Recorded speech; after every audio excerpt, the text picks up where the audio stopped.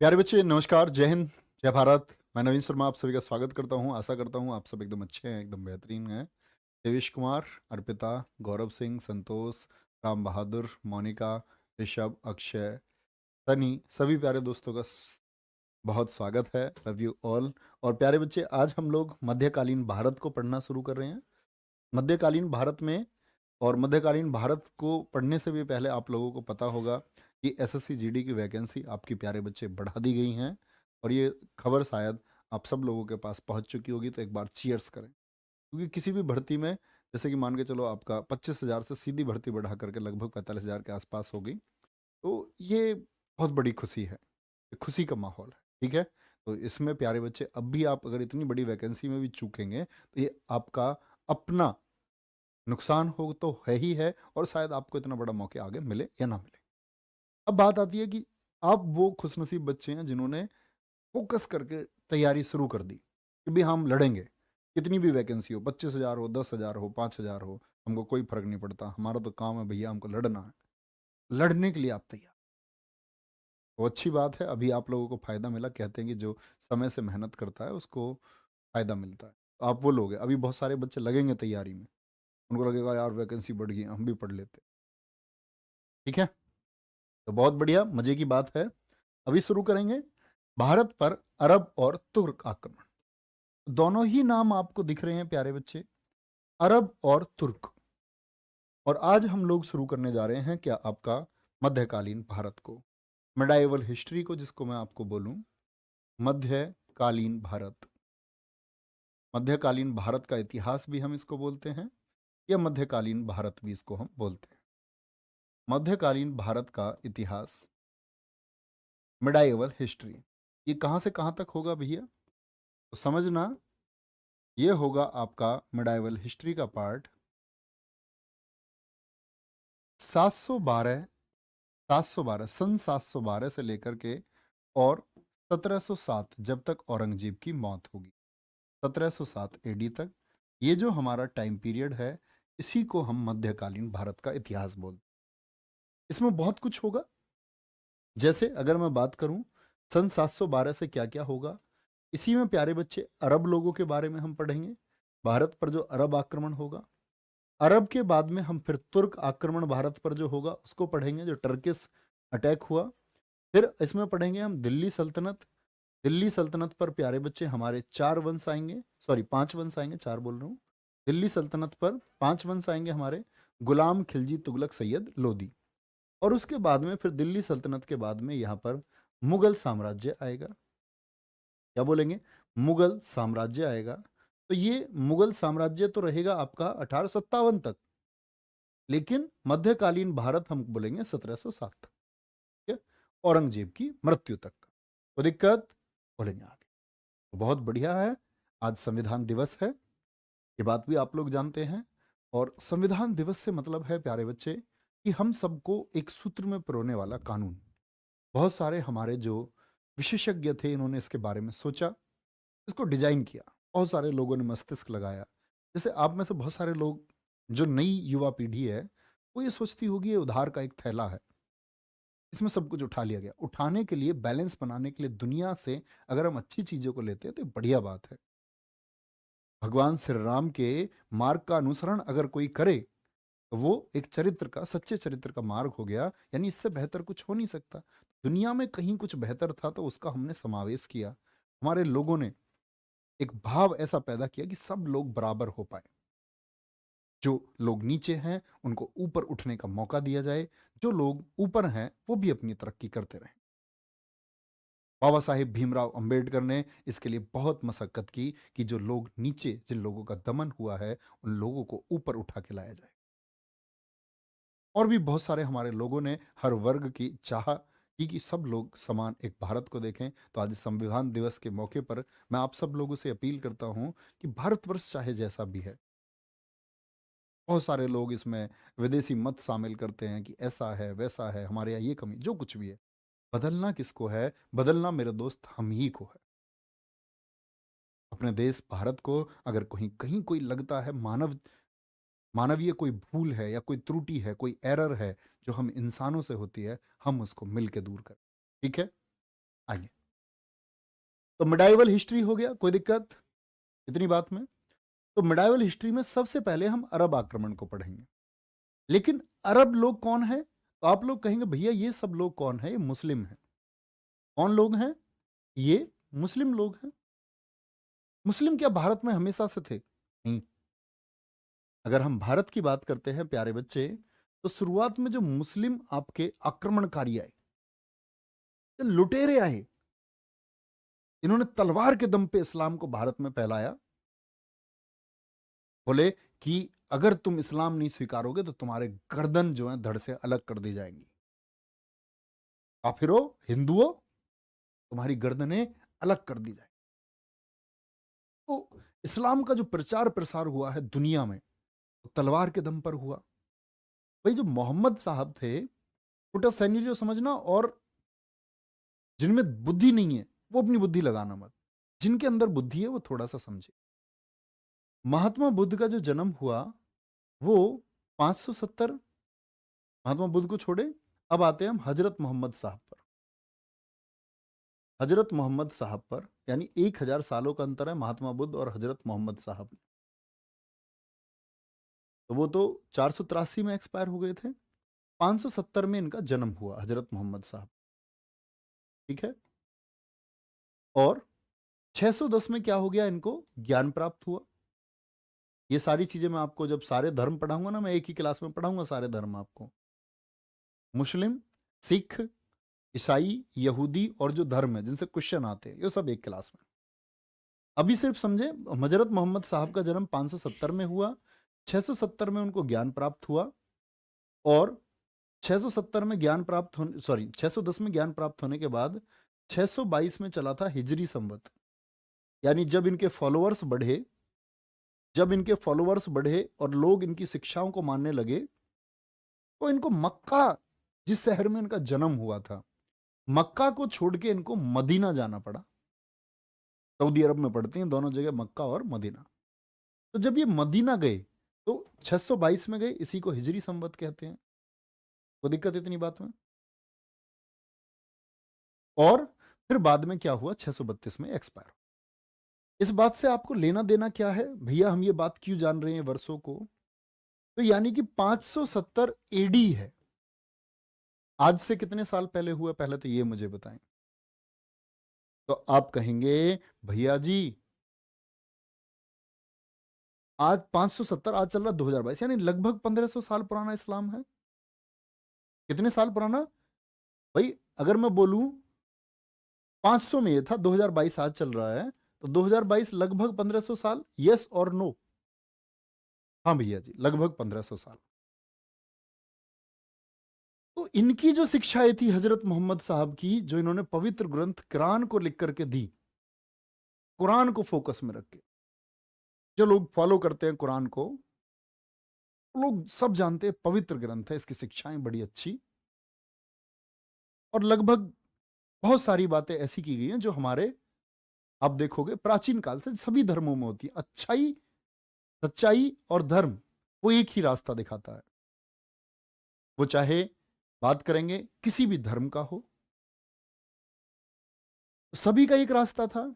लेकिन होता क्या है, अब सुनना, इन लोगों के अंदर जो होड़ पैदा हुई, वो लोग कौन थे?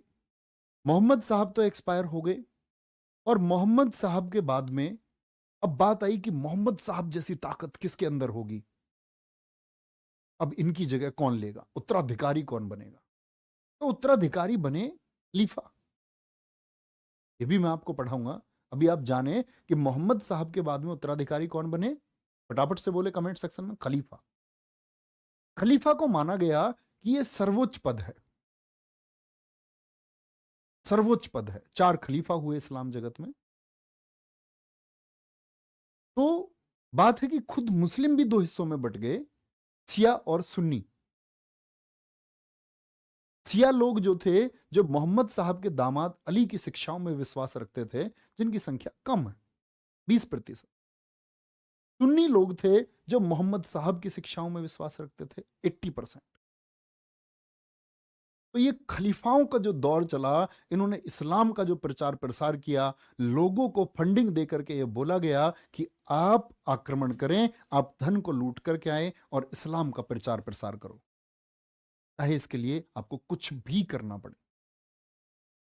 तो इसी क्रम में जब इस्लाम का प्रचार प्रसार शुरू हुआ, तो कैसे प्रचार प्रसार शुरू हुआ भारत में?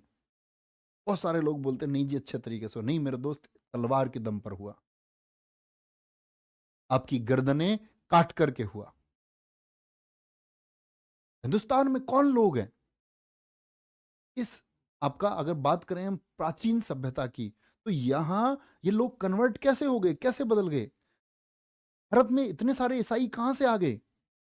तो मैं आपको बताऊंगा, स्टीफन थॉमस जैसे, रॉल्फ फिंच जैसे लोग जब देश में आए 1579 और 1583 में, लोगों को बदला गया।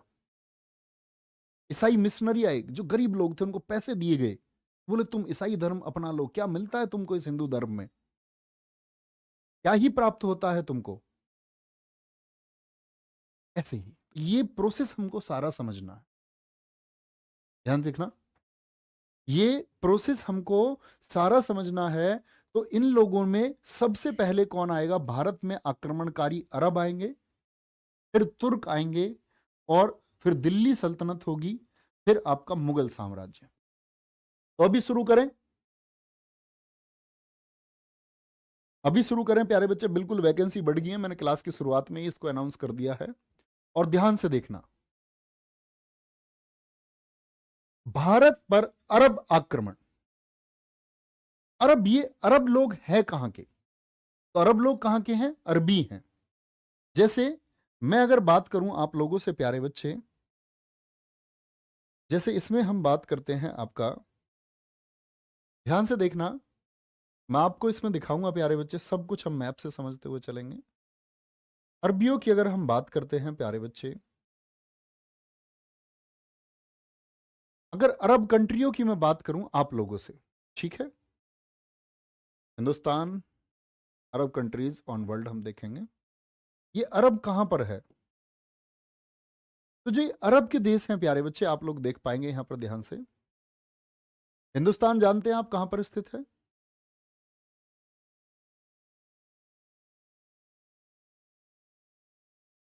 देखना एक बार, अगर मैं बात करूं प्यारे बच्चे कहां की, मैं बात करूं आपसे हिंदुस्तान की, ये अपना प्यारा हिंदुस्तान है, दिख भी नहीं रहा होगा, सीन टू पे दिखा दें एक बार, ये क्या है? ये अपना प्यारा हिंदुस्तान है।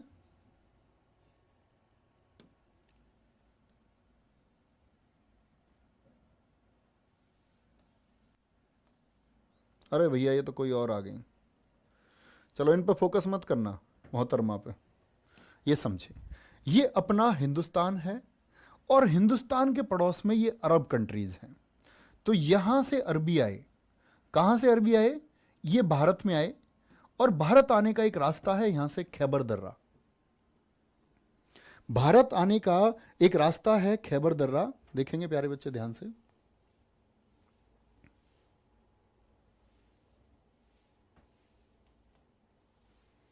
वापस आएंगे क्लास पर, कुछ लोग मैडम जी को देखने लगे होंगे, मैडम जी कौन आ गई जी बीच में, तो पढ़ाने के लिए आई हैं तुमको। तो भारत पर अरब आक्रमण हुआ, उद्देश्य क्या था? सिर्फ और सिर्फ लूट और इस्लाम धर्म का प्रचार। हाँ वैकेंसी बढ़ गई है यार, ठीक है, चीयर अप, 45,000 वैकेंसी है, अब दम दिखा देना अपना, कितना दम है। पहला अरब आक्रमण जो भारत पर हुआ वो 711 में हुआ, अबेदुल्ला नामक व्यक्ति ने किया, असफल हो गया, असफल हो गया। दूसरा अरब आक्रमण 711 में फिर से एक बुदैल नामक आदमी को भेजा गया, असफल हो गया।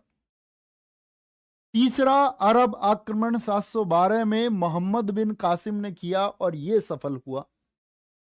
तो पहला सफल आक्रमण कब हुआ है? यह किया है मोहम्मद बिन कासिम ने, और मोहम्मद बिन कासिम को ही हम कहते हैं प्रथम मुस्लिम अरब आक्रमणकारी है।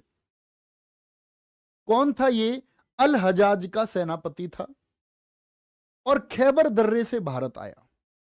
खैबर दर्रा यानी कि जो हमारा सिंध था, सिंध क्षेत्र में आपको बता दूं, बार बार नाम आएगा सिंध क्षेत्र का। ये मैं आपको दिखा देता हूं एक बार, ताकि इमेज आपके लिए बने। ध्यान से समझना प्यारे बच्चे, ये वो इतिहास है जो आपकी जड़ों का इतिहास है। सिंध इतिहास, जिसमें राजा दाहिर की सिर्फ एक लाइन आपको पढ़ाई जाती है। ठीक है, देखो आज का पाकिस्तान आप देख पाते हैं, आज का भारत भी आप जानते होंगे, लेकिन ये सिंध क्या था? तो जो आज का पाकिस्तान है, जो आज का पाकिस्तान है प्यारे बच्चे, ध्यान से देखेंगे, आज का पाकिस्तान है। ये देखो, इसमें सबसे अच्छा दिख रहा है यहां पे, ये देख पा रहे हैं आप? ध्यान से देख लेना। ये जो प्यारे बच्चे हमारा, ये आपको जो गुलाबी से रंग का दिख रहा है, ये क्या है? ये सिंध क्षेत्र है। ग्रीन कलर में अपना भारत है, और ये गुलाबी क्षेत्र जो दिख रहा है आपको, ये सिंध है। तो सिंध से यहां जोड़ता था आपको, अगर हम बात करें खैबर दर्रे की, खैबर दर्रा, दर्रा मतलब दो पहाड़ियों के बीच का रास्ता। ठीक है, इतनी बात में। अब ये खैबर दर्रे से भारत आया, तो भैया ये अल हजाज ने इसको यहां क्यों भेजा? तो इसके पीछे एक कहानी है, इसके पीछे एक कहानी है। और वो कहानी क्या है, ध्यान से समझना, मैं आपको बताऊंगा एक बार। वो कहानी है मेरे दोस्त देवल बंदरगाह की। इसकी देवल बंदरगाह की वो कहानी है। भैया दिखाएं एक बार, ये देवल बंदरगाह क्या है, क्या बवाल है, समझना एक बार।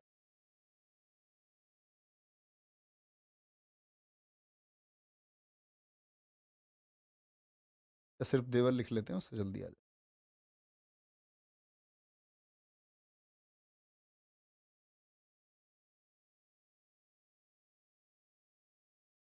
देवल बंदरगाह कहां पर है, ये देखो,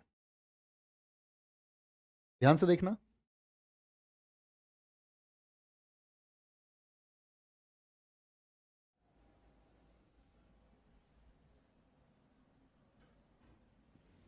ये दिख पा रहा है आप लोगों को मैप? अब समझना प्यारे बच्चे, यहां पर ये है देवल बंदरगाह। ये कहां से आए? अरबियों से आए। भारत और अरब का होता था व्यापार। भारत और अरबियों का क्या था? आपस में व्यापार था। और ये अल हजाज था एक खलीफा, जिसके पास इस्लाम की शक्तियां थी अरब में। दोनों का आपस में क्या था? बिजनेस था।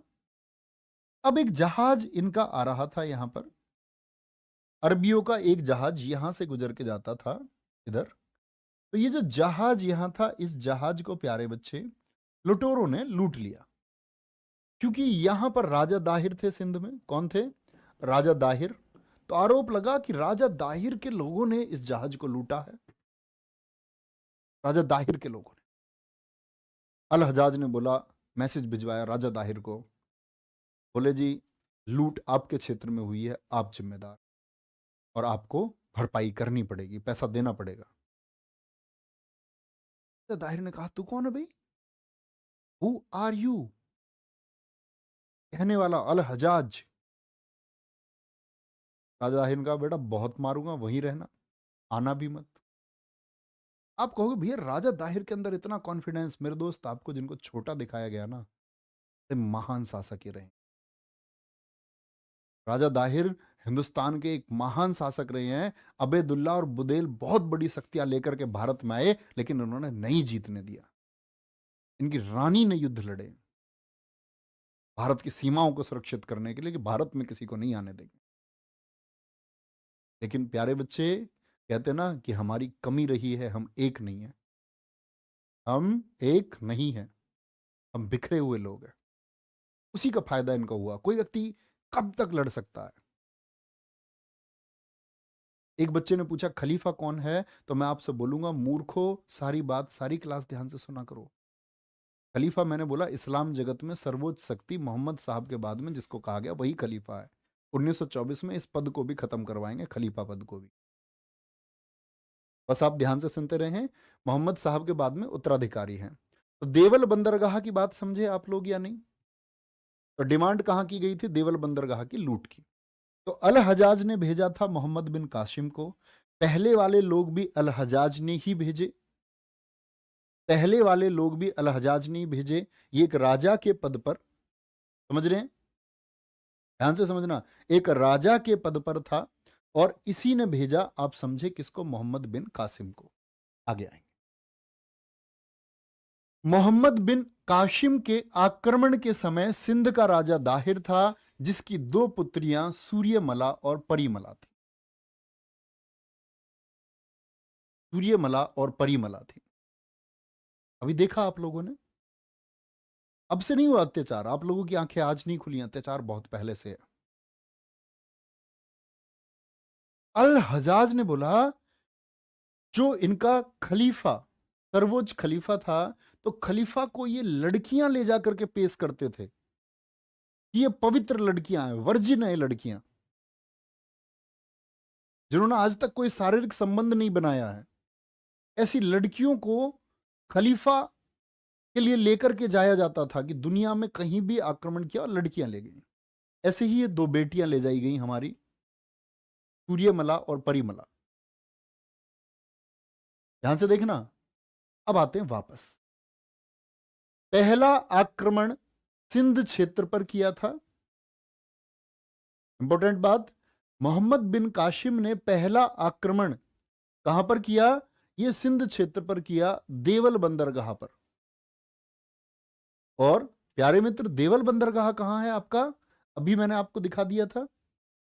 फिर नीरम बौद्ध स्थल पर, देवल बंदरगाह से आगे ही प्यारे मित्र क्या था, नीरम बौद्ध स्थल था। जैसे ही आप इधर चलेंगे, ये देवल है, सीन 2 पर दिखाएंगे। देवल से आगे प्यारे बच्चे, यहां राजा दाहिर की राजधानी थी, यहीं पर शहर था ब्राह्मणाबाद, और यहीं पर नीरम बौद्ध स्थल था, जिसको फिर निशाना बनाया गया और तब अंदर जाया गया। ठीक है, वापस आएंगे। सिंध पर जजिया कर लगाया किसने, ये लगाया आपका मोहम्मद बिन कासिम ने। और जजिया का अपना एक इतिहास है, जजिया का अपना एक इतिहास है। जजिया समझना, ये क्या कॉन्सेप्ट है।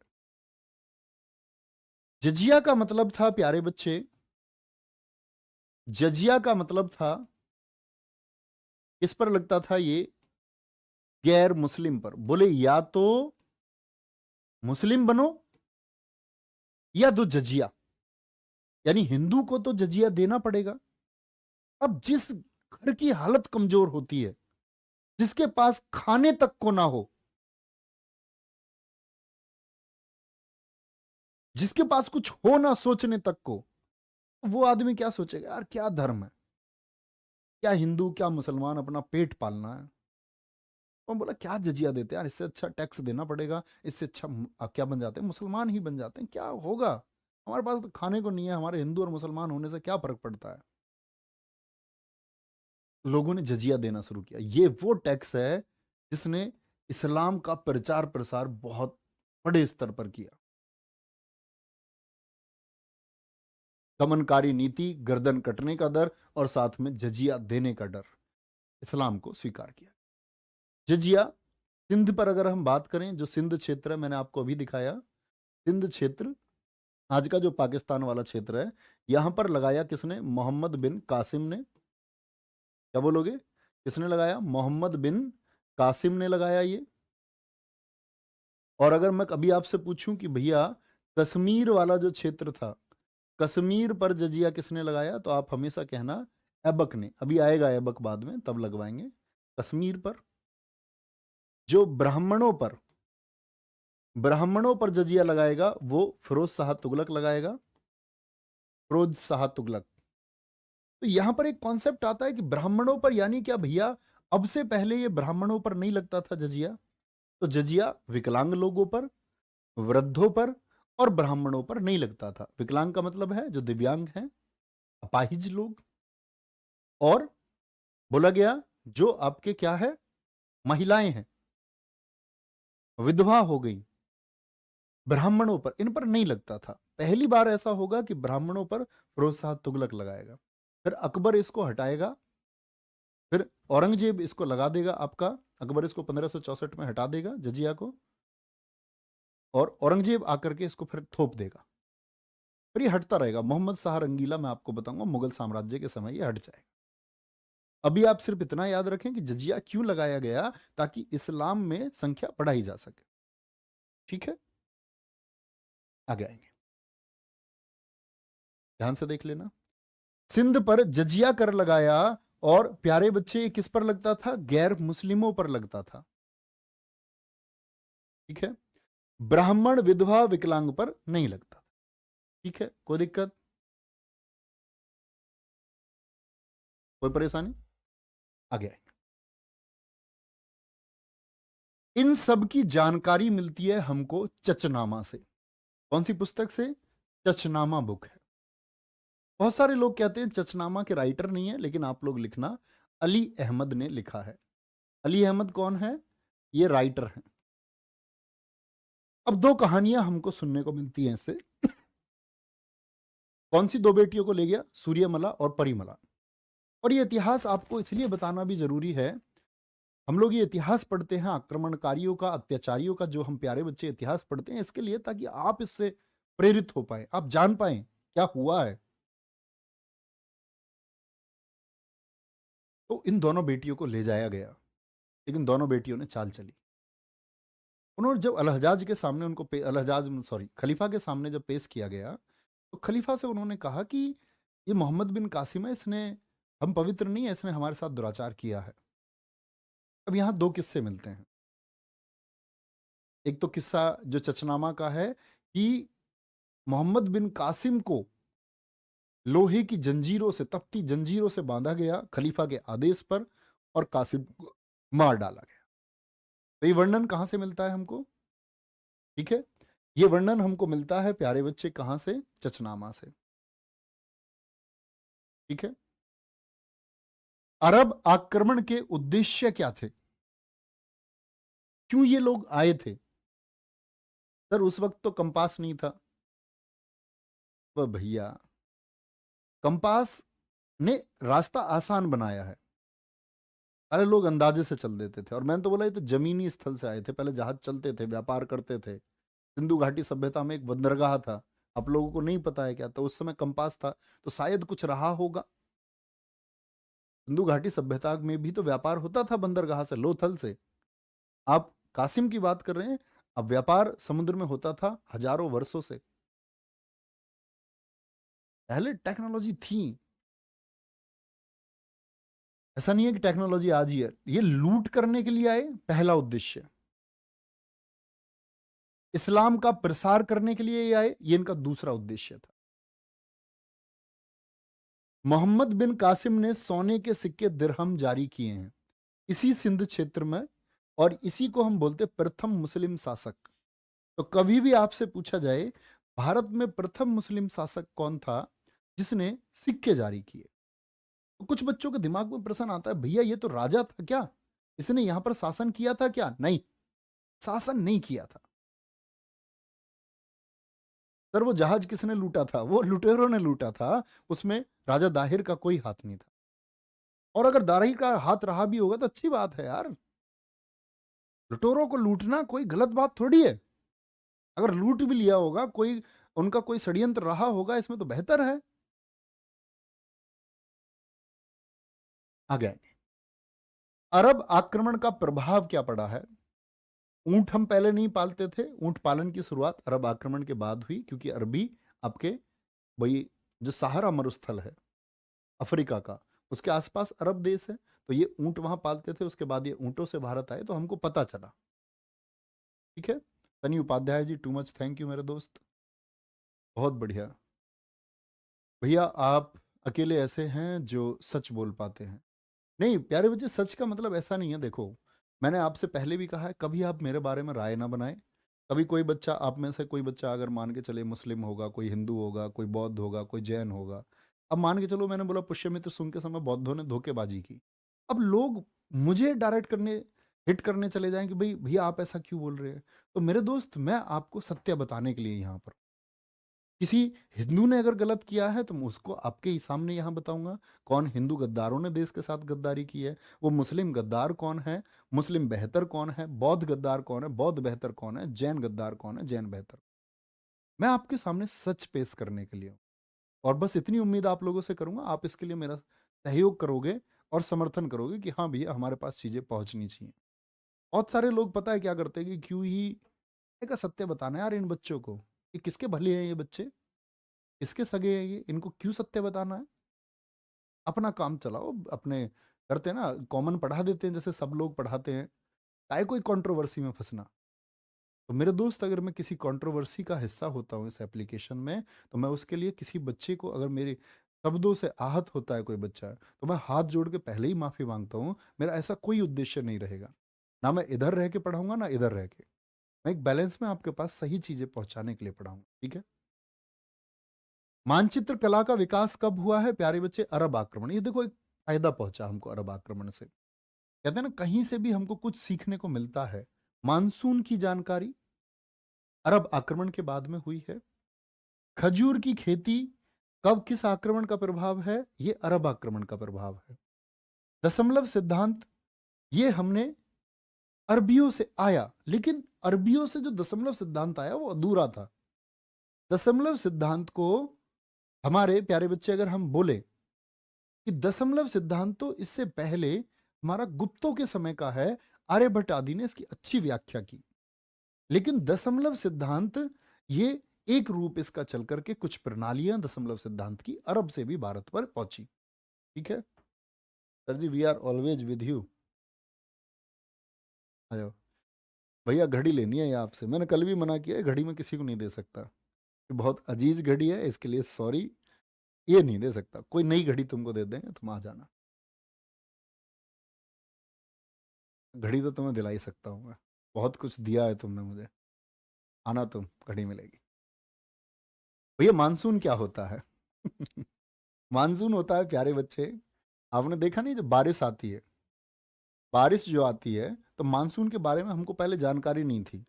जैसे हम छोटे से थे हमको किसी ने बताया भैया 3 कुएं होते हैं हवा के, तो भगवान जी एक कुआं खोलते हैं, हमारी दादी बता रही थी हमको, एक कुआं खोलते हैं तो तेज हवा आती है, एक कुआं खोलते हैं तो उसमें गर्म हवा रहती है, एक कुआं खोलते हैं तो उसमें क्या होती है आपकी बारिश आती है। तो हमको तो ऐसे बताया गया, तो हमको मतलब पता नहीं था पहले। हम सोचते हवा कहाँ से आ रही है भैया, लगता था कि कोई कुछ होगा, ढक्कन हटाया होगा और हवा आई होगी। मिथ थे, यानी हमको पहली बार मानसून के बारे में जानकारी हुई तो ये अरबियों से हुई। मैं आपको बताऊंगा आगे, जब मैं ये पढ़ा रहा हूँ आपको प्यारे बच्चे कन्नौज के लिए त्रिपक्षीय संघर्ष, तो उसमें अलमशूदी अलमकसीदी नामक व्यक्तियों का नाम आएगा। एक अलमकशीदी अरबी व्यक्ति है जिसने मानसून के बारे में सबसे पहले लिखा है, अलमकसीदी, ठीक है। आगे तो अरबी आए, अरबियों में कौन आया आपका? मोहम्मद बिन कासिम आया, भारत को लूटा, प्रचार प्रसार किया धर्म का और वापस चला गया। क्या बोलेंगे? वापस चला गया। इसके बाद में आते हैं तुर्क। क्या बोलोगे? तुर्क लोग, ये कहां से आए? अफगानिस्तान से। अब आप कहेंगे भैया अफगानिस्तान से 1893 में बना, ये क्या बात आप कर रहे हैं? अफगानिस्तान की अगर हम बात करें प्यारे बच्चे, तो अफगानिस्तान 1893 में बना है।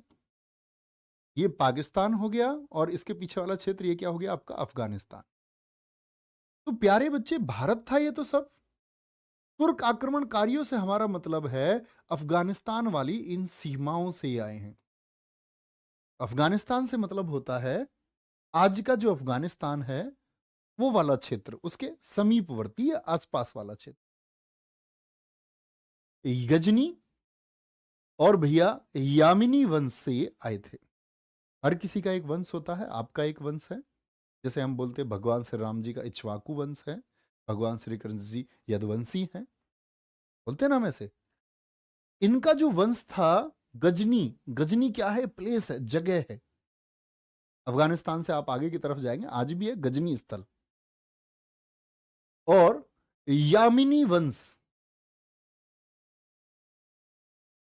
यामिनी वंश, एक बच्चे ने बड़ा अच्छा क्वेश्चन किया, कह रहा भैया ऊंट की हड्डियों के साक्ष्य तो सिंधु घाटी सभ्यता में भी मिले थे। नहीं, मैं ये नहीं कह रहा हूं ऊंट का ज्ञान हमको हुआ, तो ऊंट पालना सिंधु घाटी सभ्यता में था।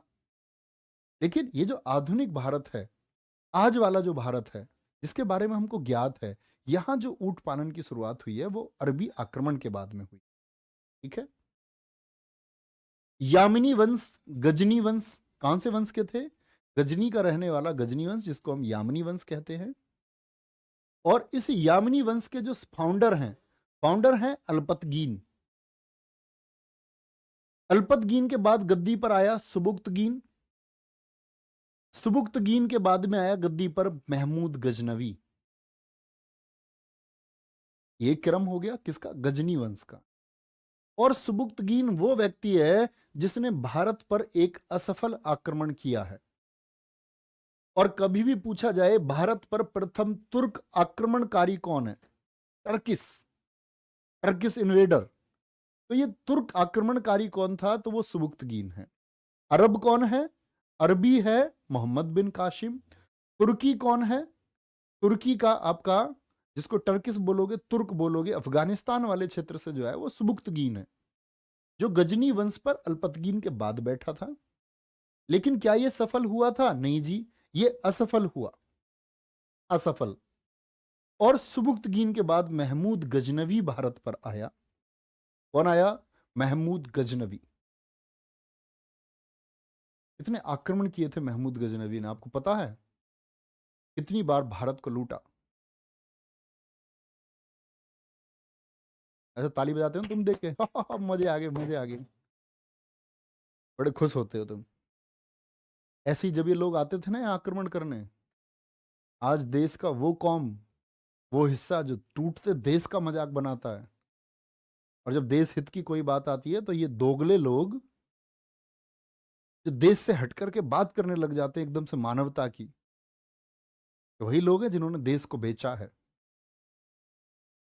बड़े मजे आते थे लोगों के, अरे अरे अरे वो आ रहा है देखो, लोग ताली बजा रहे थे खड़े होकर दूर से। कौन आया है? महमूद गजनवी आया है। वाओ, क्या तलवार चला रहा है ये! कहते नहीं है कि सब लोगों ने इकट्ठे होकर, हिंदुस्तानियों ने अगर ईंट भी मारी होती, कोई विदेशी ताकत भारत में ठहर नहीं पाती, कोई ताकत नहीं ठहर पाती। भारत पर प्रथम तुर्क आक्रमण हिंदू शाही वंश जयपाल शासक के विरुद्ध हुआ। जयपाल एक महान शासक। ये लोग अकेले लड़े हैं भाई, अकेले। सब लोग जो तमाशा देख रहे हैं ना, राजा दाहिर हारता थोड़ी, लगातार आक्रमण पे आक्रमण, आक्रमण पे आक्रमण। फाइनेंशियल मदद किसी ने नहीं की भारत में, अकेला व्यक्ति लड़ता रहा। 986 में सुबुक्तगीन आया था। ये क्या था? ये असफल है। इसके खिलाफ, जयपाल के खिलाफ इसने किया था, और जयपाल ने इसको बहुत लपेट दिया था, मतलब मार के भगाया था सुबुक्तगीन को। ठीक है, आगे अब आते गजनवी पे। ये गजनवी का असली फोटो लगा हुआ है। गजनवी जो गजनी वंश था, यामनी वंश था, उसमें सुबुक्तगीन के बाद गद्दी पर आया। पहले अल्पतगीन, फिर सुबुक्तगीन, फिर कौन? आपका महमूद गजनवी। 998 में गद्दी पर बैठा, सुल्तान और गाजी की उपाधि धारण करने वाला पहला शासक बना जब वहां गद्दी पर आया। सुल्तान, सुल्तान का मतलब क्या होता है? जो एक क्षेत्र पर अपने कानून लागू कर सकता है। गाजी, ये हिंदुस्तान में बड़ी प्रचलित रही है। गाजी, गाजी कौन है? जो विधर्मी का कत्ल कर दे। विधर्मी कौन? हिंदू। तो इन्होंने बोला कि जो लोग इस्लाम को नहीं मानते वो विधर्मी है, देखा, और उनकी गर्दन काटोगे तो गाजी कहलाओगे। और भारत में बहुत सारे राजा होंगे जो इस्लाम का प्रसार करेंगे, तलवार के दम पर, घुटने पर लोगों को बिठा के बोलेगा तुम्हारी गर्दनें काट दी जाएंगी अगर तुमने इस्लाम स्वीकार नहीं किया। यही तैमूर लंग ने किया 1398 में। दिल्ली से लाहौर लोगों को परिवर्तित करते हुए चला गया। लाखों की सेना जो हजारों लोगों का रोज कत्ल करते हुए, रोज गर्दन काटते हुए आगे बढ़ी। सुल्तान और गाजी की उपाधि धारण करने वाला ये पहला शासक है। अन्य नाम, इसी के नाम है ये। अन्य नाम है यामीन उद्दौला। भैया अरब के दोनों आक्रमणों को किसने असफल किया था? राजा दाहिर थे यार वहां पर।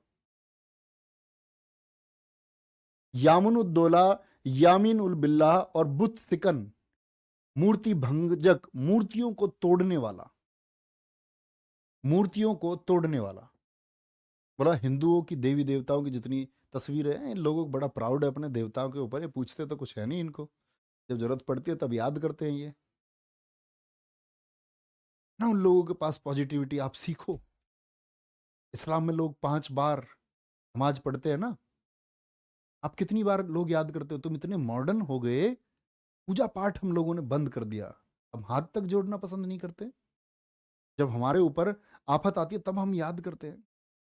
हमको दुनिया में सब जगह से सीखना होगा। बिलीव सिस्टम हमारे यहाँ बहुत था, वैदिक कर्मकांड दुनिया को हमने सिखाए हैं। ये हाथ जोड़ना, ये भगवान को पूजना, ये लोगों को हमने सिखाया है।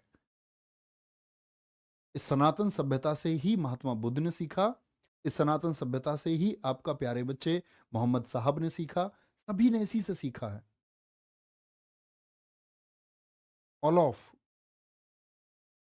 कोई भी ऐसा नहीं है। तो जो ना, जो सबसे पुराना है वहीं से तो सबने सीखा होगा। तो यहां पर सबसे बड़ी बात क्या है? मूर्तियों को तोड़ने वाला। तो हिंदुओं का एक बिलीफ सिस्टम इसने कमजोर कर दिया। जब सोमनाथ पर गया तो कहते सोमनाथ मंदिर में तलवार ऐसे बीच में लटकी हुई, दीवारों से एक मैग्नेटिक फील्ड जनरेट करके एक तलवार ऐसे लटकी हुई थी। भारत में बड़े स्थापत्य कला के कलाकार रहे हैं, आर्किटेक्चर, उन्होंने रोक दिया उसको चुंबकीय प्रभाव से। लोग बड़ी पूजा करते थे सोमनाथ मंदिर में, भगवान शिव के 12 ज्योतिर्लिंगों में से एक है। एक दीवार जब तोड़ी, एक दीवार जब गजनवी ने तोड़ी, तलवार नीचे गिर गई, क्योंकि मैग्नेटिक फील्ड खत्म हो गया, चुंबकीय प्रभाव खत्म हो गया। मूर्ख लोगों ने क्या सोचा? मूर्ख लोग सोचे कि देवी देवताओं की शक्ति इस गजनवी के सामने कमजोर पड़ गई, ये उनसे ज्यादा पावरफुल है। लोगों ने ऐसे झुक के सलाम किया। अगर लोग उठते और कोई तलवार उठा लेता उसी समय, गर्दन धड़ से अलग कर देता, तो हिंदुस्तान का सैनेरियो कुछ और होता। ध्यान से देख लेना, भारत पर जो आक्रमण हुआ है, तो मैंने बोला कि सुबुक्तगीन तो असफल हो गया, और 1000 एडी ये पहला आक्रमण था किसका? गजनवी का। भारत पर कोई आक्रमण नहीं हुआ। गुरुजी ये जो नमाज पढ़ते हैं एक तरफ मुंह करते हैं सब एक ही जगह, हाँ प्यारे बच्चे, उस दिशा को हम बोलते हैं, देखो नमाज पढ़ने की जो दिशा है उसको हम बोलते हैं किबला। किबला किधर है आपका? तो हम मानते हैं कि जो हमारे हजरत मोहम्मद साहब थे, इनका जो पवित्र स्थान है, यानी मक्का मदीना की तरफ चेहरा करके वो नमाज को पढ़ते हैं। आगे आएंगे, कोई दिक्कत? भैया मोहम्मद बिन कासिम ही मोहम्मद बिन तुगलक था। विशाल भारती, बेटा मूर्खता की बातें नहीं करनी है। मोहम्मद बिन तुगलक आएगा आपका गद्दी पर 1325 में, अभी सन 1000 चल रहा है, वो 300 साल बाद आएगा, 1325 से 1351 आएगा। ठीक है, आगे चलें। भारत पर आक्रमण 1000 एडी में किया, लेकिन पहला सफल आक्रमण हुआ 1001 एडी में, जिसको हम वे हिंद का युद्ध कहते हैं। क्या बोलते हैं? वे हिंद का युद्ध। और ये लड़ा गया आपका, क्या बोलेंगे, हिंदू शाही शासक जो सिंध के पास शासन कर रहे थे, जयपाल वर्सेस महमूद गजनवी। जयपाल ने ही पहले सुबुक्तगीन को हराया था, और अभी कौन आ गया है आपका? गजनवी ने हरा दिया है वापस किसको? बोलेंगे एक बार, जयपाल को।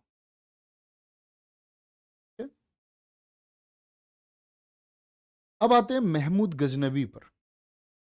महमूद गजनवी ने भारत पर कितनी बार आक्रमण किया है? 17 बार। और ये किसने बताया है?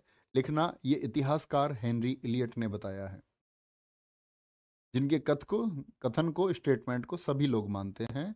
इतिहासकार हेनरी इलियट ने बताया है। कौन थे? इतिहासकार हेनरी इलियट ने बताया है कि 17 बार महमूद गजनवी ने आक्रमण किया।